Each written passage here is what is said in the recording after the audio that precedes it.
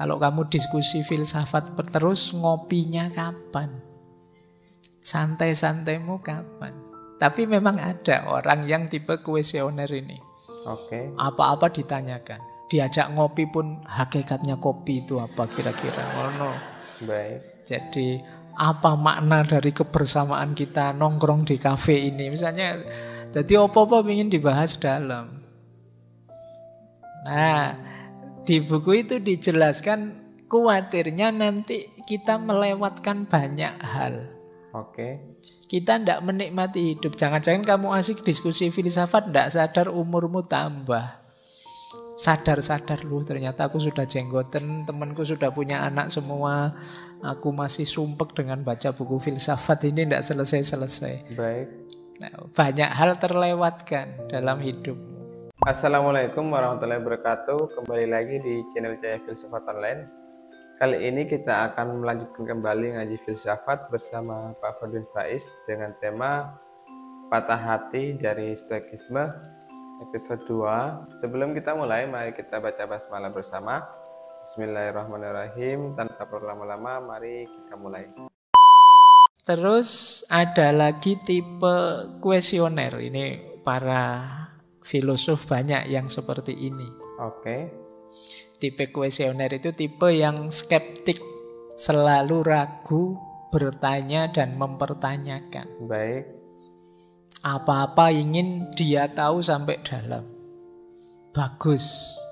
Khususnya untuk mahasiswa filsafat yang belajar filsafat, dalam banyak hal kita memang perlu kedalaman. Baik. Tapi yo tidak harus semuanya diperdalam, nanti kamu capek, waktumu habis. Oke. Kalau kamu diskusi filsafat terus, ngopinya kapan? Santai-santaimu kapan? Tapi memang ada orang yang tipe kuesioner ini. Oke. Apa-apa ditanyakan. Diajak ngopi pun hakikatnya kopi itu apa kira-kira. Oh no. Baik. Jadi apa makna dari kebersamaan kita nongkrong di kafe ini? Misalnya, jadi apa-apa ingin dibahas dalam. Nah, di buku itu dijelaskan khawatirnya nanti kita melewatkan banyak hal. Oke.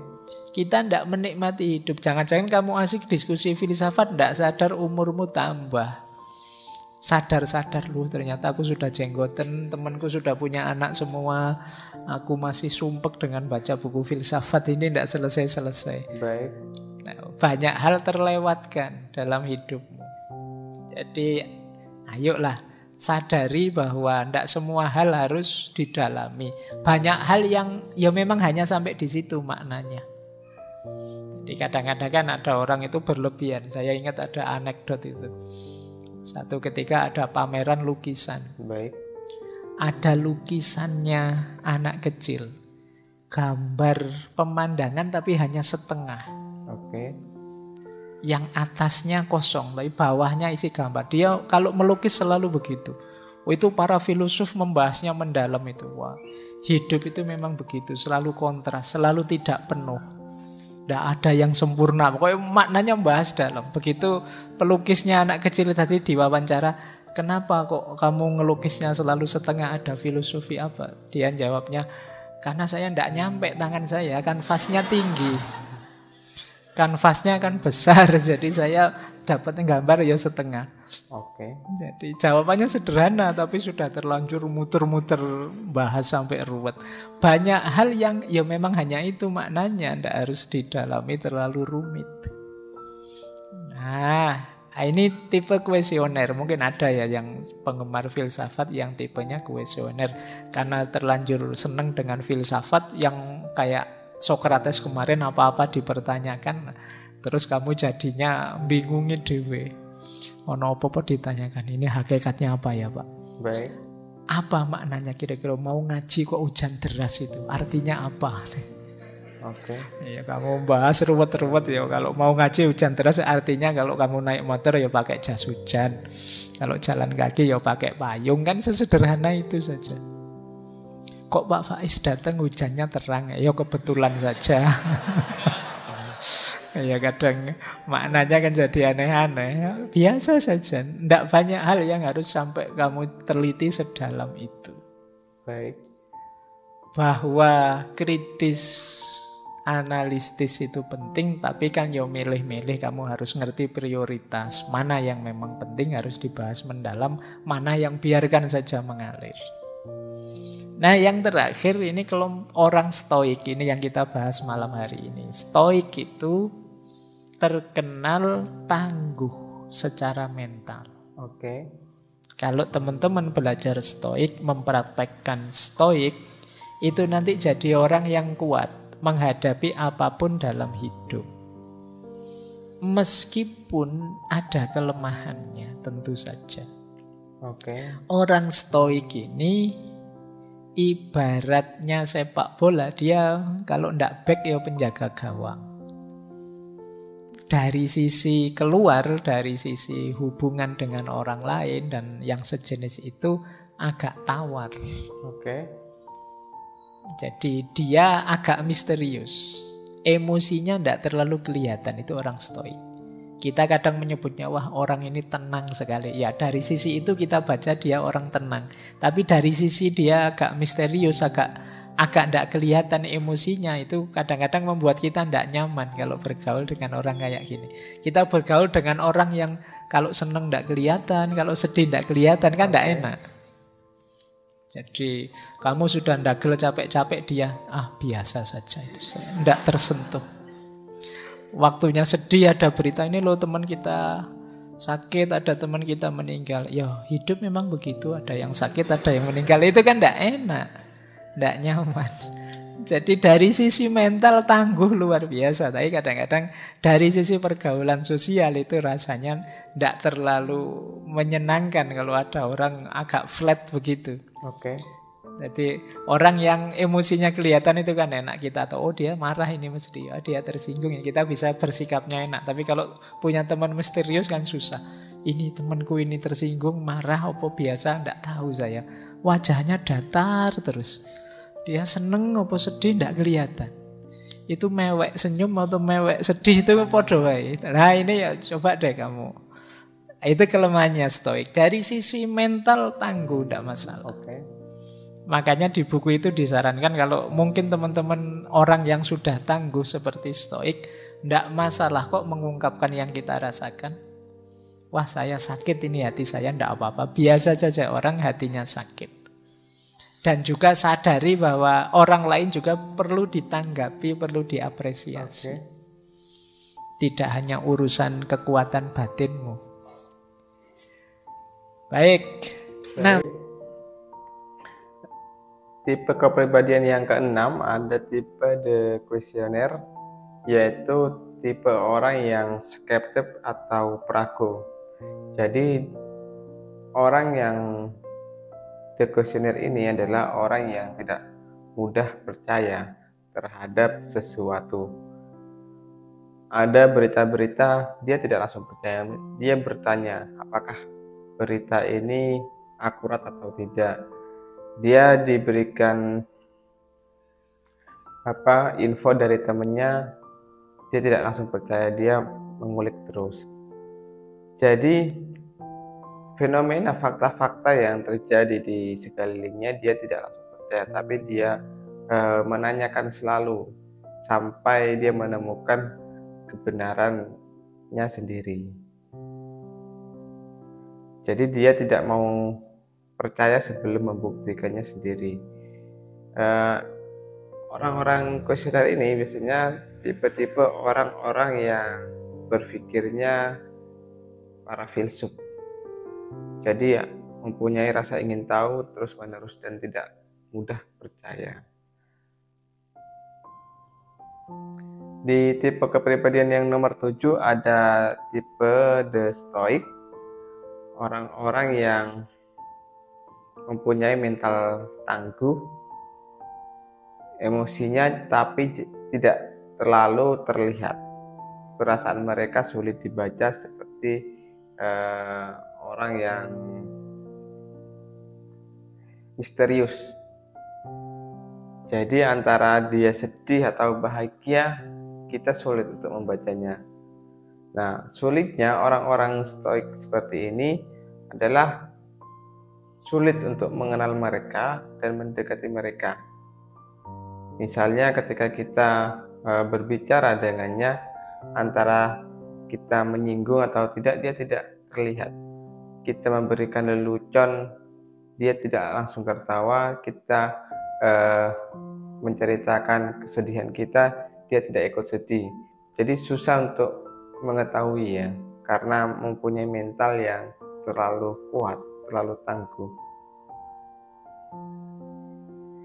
Nah, saran untuk orang-orang yang berpikir secara stoik, mempunyai kepribadian stoik ini adalah tidak masalah mengungkapkan apa yang kita rasakan, meskipun harus belajar pula cara mengungkapkannya secara positif.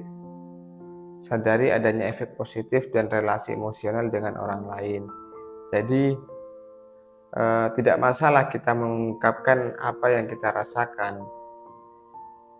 Jadi ketika ada teman kita yang ngobrol, ada teman kita yang bercerita, kita yang kasih respon sesuai apa yang teman kita obrolkan. Kalau sedih, kita kasih respon sedih.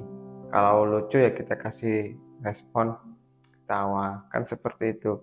Agar enak kalau ada respon ketika kita ngobrol, daripada tipe kita itu sulit membaca emosionalnya. Oke, kita lanjut. Malam hari ini kita ambil stoik sebagai perspektif, karena ketika kita patah hati ya tentu saja kita perlu ketangguhan jiwa. Maka perspektif-perspektif stoik penting. Baik. Kita pertimbangkan. Kalau sedang patah hati kok tipenya kuesioner, itu tambah sumpek karena kamu bertanya, mengapa aku begini, mengapa aku begitu, tambah susah lagi ya. Apalagi tipenya idealis. Wah, entah engkau meninggalkanku, aku tidak, bagiku engkau tetap bersamaku, itu susah sudah. Tidak bisa menerima kenyataan sudah. Oke, jadi kita mulai ya, ini pengantar saja. Paling tidak kita nambah wawasan baru, ada tipe-tipe orang seperti ini. Silahkan nanti teman-teman refleksi ya, saya itu lebih dekat ke tipe yang mana ya. Dan tipe itu bukan harga mati. Jadi jangan merasa, wah saya kok tipenya kuesioner Pak, berarti saya ini tidak terlalu bagus. Ya enggak. Baik. Bisa kamu ubah kok. Kamu pingin yang seperti apa, tinggal kamu latih, kamu biasakan. Itu istimewanya manusia. Jadi manusia itu bukan paket jadi yang sudah, kalau sudah begitu ya begitu. Di manusia itu paket potensi. Baik. Kamu bisa jadi A, bisa jadi B, kamu bisa jadi orang baik, kamu juga bisa jadi orang jahat. Kamu pingin jujur bisa, pingin bohong juga bisa. Baik, kita mulai ya. Saya awali dari dasar-dasar tujuannya stoik yang sering dibahas orang, sebelum nanti ke nasihatnya untuk yang patah hati. Bagi stoikisme, tujuan hidup itu ya kebahagiaan. Itu nulisnya salah. Harusnya kebahagiaan, bukan kebahagiaan. Eudaimonia. Eudaimonia itu bahagia dalam bahasa Yunani. Baik. Yang artinya adalah kepuasan jiwa atau perkembangan jiwa, kemajuan jiwa. Nah, istilahnya eudaimonia karena berhubungan dengan daimon. Daimon itu sifat batin yang ilahiyah. Baik. Ini kalau disambungkan, berarti bahagia itu jiwa yang tambah maju, tambah berkembang, menghidupkan sisi-sisi ilahiyah dalam diri kita, sehingga kita puas. Sisi-sisi ilahiyah itu ya tentu saja kebenaran dan kebaikan. Baik. Jadi kalau kita jadi orang baik, jadi orang yang benar, itu kita sedang menghidupkan sisi ilahiyah kita. Dan ini membahagiakan, membuat kita puas. Kalau kepuasan kita sumbernya ini, itulah kepuasan yang sejati, itulah namanya kebahagiaan. Baik. Jadi bahagia itu bukan kesenangan karena tujuan kita tercapai atau kita mendapat kenikmatan. Tapi bahagia itu kepuasan ketika kita bisa melakukan kebaikan, menghidupkan kebenaran. Baik. Inilah bahagia versi stoikisme yang dikenal sebagai eudaimonia. Ini mirip dengan gagasan-gagasannya Aristoteles dan juga Socrates. Cirinya orang bahagia itu jiwanya puas karena melakukan yang terbaik yang dia mampu. Kalau di kitab-kitab para filosof muslim itu pakai istilah sukunun nafas. Sukunun nafas itu jiwa yang tenang sudah, yang sudah sakinah. Baik. Tapi sakinahnya karena sudah melakukan kebaikan. Tidak hanya kebaikan, tapi sudah memberikan yang terbaik dari dirinya dalam kebaikan. Oke. Itulah kebahagiaan yang sejati. Kok saya belum merasakan kebahagiaan yang sejati, Pak, ketika melakukan kebaikan? Rasanya kok masih beban, rasanya kok masih berat. Berarti jiwa kita masih harus diperbaiki. Baik. Jadi masih harus ditata ulang. Katanya siapa sedekah itu membahagiakan, saya malah menyesal ya Pak. Kehilangan uang banyak saya. Berarti ada yang harus diperbaiki dari jiwa kita. Harusnya kita malah puas, bahagia, bisa membahagiakan, bisa melakukan kebaikan sehingga bahagia, bisa menolong orang sehingga bahagia. Kok belum bahagia, masih merasa beban, masih berat, ya berarti jiwa kita masih harus dikelola lagi. Oke. Nah, di yang biru itu saya kasih beda. Kalau bagi kelompok epikureanisme yang dikenal agak hedonistik, bahagia itu ya karena kesenangan dan ketenangan. Oke. Tapi bagi kelompok stoik, bahagia itu bukan karena kesenangan atau ketenangan, tapi karena kebajikan. Baik. Namanya arete.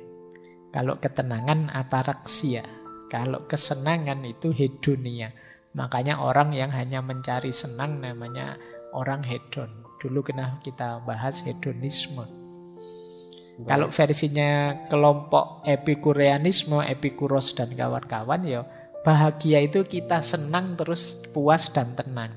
Tapi kalau kelompok stoik, keywordnya bukan pada senang atau tenangnya, tapi keywordnya pada kebajikannya. Oke. Kalau hanya kesenangan dan ketenangan, bisa saja orang setelah melakukan hal buruk dia senang, terus tenang saya. Ada orang tertentu kan begitu. Oke. Sudah nonton video yang tidak boleh, tapi kamu senang. Asik nih video ini, dan kamu tenang kalau sudah lihat. Kalau belum lihat, kamu belum tenang. Mbok di-share dong linknya, kan itu kan jenis kesenangan dan ketenangan juga, tapi negatif. Baik. Maka kata kelompok stoik, enggak. Kuncinya kebahagiaan itu jangan hanya pada kesenangan dan ketenangan, tapi pada kebajikan. Oke. Yang menenangkan dan menyenangkan kita itu harusnya kebaikan. Kok melakukan kebaikan kita jadi gelisah, tidak tenang, atau kita tidak merasa senang sama sekali, ya berarti jiwa kita perlu di-upgrade lagi. Baik. Level jiwa kita memang masih perlu lebih ditinggikan lagi. Oke. Nah, ini kuncinya kebahagiaan. Nah, ada lagi teori yang mungkin menarik dari kelompok stoik, namanya Stoic Triangle of Happiness. Segitiga kebahagiaan versinya kelompok stoik. Oke. Kuncinya apa bahagia itu? Yang pertama virtue tadi, kebajikan. Yang kedua kontrol. Dan yang ketiga responsibility. Oke. Tanggung jawab. Orang itu bisa bahagia kalau dia baik. Yang kedua, kalau dia tahu mana yang bisa dia kontrol dan mana yang tidak. Yang tidak bisa dia kontrol ya sudah dilepaskan. Yang bisa dia kontrol dia jalankan. Baik. Jadi belajar itu dalam kontrol kita. IP tinggi di luar kontrol kita. Nah, yang bisa kita kontrol belajar, ya sudah kita kelola sisi yang bisa kita kontrol. Yang tidak bisa kita kontrol, ya kita pasrah. Namanya tawakal kalau dalam agama. Nah, ini namanya kontrol. Jadi selain kebaikan, kita juga harus tahu mana yang bisa dikontrol, mana yang tidak. Kita itu kadang-kadang sedih, gelisah, stres, padahal tentang hal yang tidak bisa kita kontrol. Baik. Jadi kesadaran mana yang bisa dikontrol, mana yang tidak, ini penting. Kalau kegelisahan kita karena yang tidak bisa kita kontrol, obatnya sulit. Satu-satunya jalan ya hanya penerimaan. Oke. Nah, untuk hal yang bisa kita kontrol, ya harus kita kontrol secara serius, kita jalankan secara serius. Yang bisa kita kontrol perasaan kita. Perasaan dia di luar kontrol kita. Baik. Nah, kalau kita jatuh cinta, ayo fokus ke yang kita rasakan. Ini yang bisa kita kelola. Tindakan kita yang bisa kita kelola. Responnya orang, perasaan orang, tindakan orang itu kan di luar kontrol kita. Baik. Karena kalau kita ngerti rumus-rumus yang seperti ini, hidup jadi lebih mudah. Kok saya cinta kamu, kamu ndak cinta aku sih? Oh iya sih, cintamu padaku kan bukan kontrolku, ya memang urusanmu. Tapi cintaku padamu urusanku. Meskipun kamu tolak, aku tetap mencintaimu, kamu mau apa? Nah, ini berarti kamu sadar, ada yang dalam kontrolmu, ada yang tidak. Cintaku padamu dalam kontrolku, jadi aku hidupkan terus pun ya ndak masalah, wong itu kontrolku. Kegalauan kita kan biasanya tidak tentang yang bisa aku kontrol, tapi tentang yang tidak bisa kita kontrol. Akhirnya kita berlarut-larut sedihnya. Padahal jawabannya sederhana. Itu sesuatu yang tidak bisa kamu kontrol. Baik. Kamu sedihkan seperti apapun, ya solusinya satu-satunya jalan, ya terima saja wong di luar kontrolmu. Ini sumber kebahagiaan. Ngaji ini datang terus serius memperhatikan di luar kontrol, ada dalam kontrol kita. Tapi paham atau tidak yang saya omongkan itu di luar kontrolmu. Tidak usah sedih kalau tidak paham, tidak apa-apa. Baik. Pak, saya kok bulet tadi Pak, maksudnya apa? Ya tidak apa-apa, itu urusannya rezeki. Jadi paham tidak paham itu bagian dari yang di luar kontrol kita. Tapi serius belajar, sungguh-sungguh memperhatikan, itu ada di kontrol kita. Oke. Jadi proses itu ada di tangan kita. Hasilnya apa? Banyak yang bentuknya di luar kontrol. Dan yang ketiga, responsibility. Responsibility itu kalau memang dalam kontrol kita, kita jalankan sebaik mungkin. Biar nanti tidak menyesal. Baik. Wah, harusnya kemarin aku baik padamu ya. Kenapa kemarin aku menyia-nyiakan waktu ya? Sekarang diputus, nangis kamu. Nah, itu kenapa? Kamu kurang responsibel tadi. Gitu loh. Padahal kamu tahu kamu harusnya melakukan ini, melakukan itu. Kadang-kadang sukses pun kamu kurang puas karena belum total memberikan effortmu kemarin. Baik. Coba aku lebih serius lagi. Ya sekarang lulus sih. Coba aku lebih serius. Itu mungkin lulusnya tidak sekedar lulus, tapi lulus dengan cum laude, lulus dengan pujian dan lain sebagainya. Nah, ini responsibility, membahagiakan. Jangan eman-eman energimu untuk melakukan kebaikan yang ada dalam kontrolmu. Jangan eman waktu, eman tenaga kalau itu memang kebaikan. Karena akan membuahkan kebahagiaan. Kita kan sering tidak bahagia gara-gara belum memberikan yang sepenuhnya. Kalau sudah memberikan yang sepenuhnya, kadang-kadang memang bisa gagal, tapi kita puas. Ya sudah Pak, kalau hasilnya begitu. Wong saya sudah maksimal mengusahakannya, kita puas sudah. Kebahagiaan itu di situ. Ketenangan, kepuasan kita setelah melakukan ikhtiar yang maksimal. Hasilnya apa kita terima. Itu kalau dalam bahasa agama ya kita tawakal sudah. Alhamdulillah kalau hasilnya luar biasa. Kalau tidak pun kita siap. Baik, ini teori dari Stoik. Jadi tujuan hidup menurut stoik, yaitu kebahagiaan. Kebahagiaan bisa kita usahakan. Ada 3 lingkar teori dari stoik tentang kebahagiaan, yaitu the Stoic Triangle of Happiness. Jadi kita fokus terhadap apa yang bisa kita kendalikan. Misalnya kebahagiaan kita adalah menjadi orang kaya agar bisa membeli mobil, membeli rumah. Nah, yang bisa kita kontrol adalah untuk mencapai kekayaan tersebut, yaitu bekerja. Akhirnya kita buatlah usaha, tetapi ada masa-masa kita mendapatkan hasil yang sedikit, tidak selalu banyak.